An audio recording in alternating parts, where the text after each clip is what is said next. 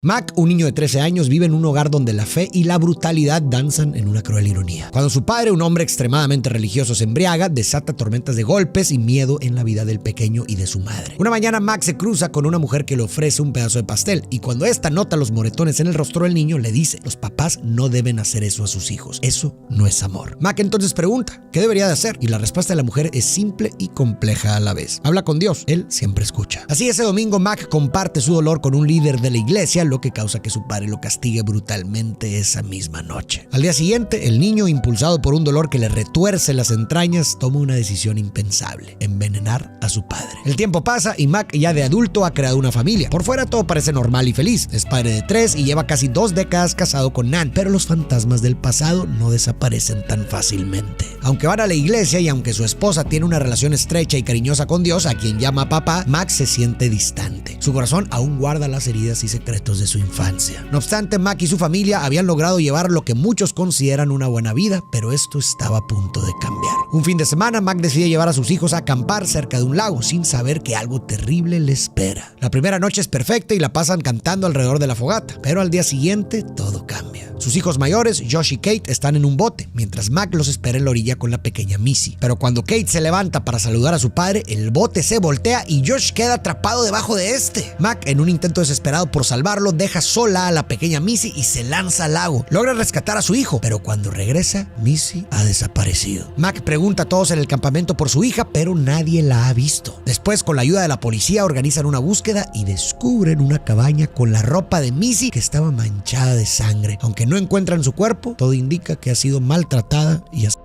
Nan llega para apoyar a su esposo, pero el dolor es insoportable para él. Este evento destroza a Mac por dentro y pierde la fe que alguna vez tuvo en Dios. La rabia y el dolor de su infancia, que había logrado enterrar, resurgen con una fuerza avasalladora al no poder entender por qué Dios permitiría que su pequeña sufriera y se fuera de esa manera. Un día Mac encuentra en su buzón una carta misteriosa que dice: si quieres que nos veamos, estaré en la cabaña el fin de semana. Papá, confundido y pensando que es una broma de su amigo Willy, se enfrenta a él, pero Willy niega haberle enviado.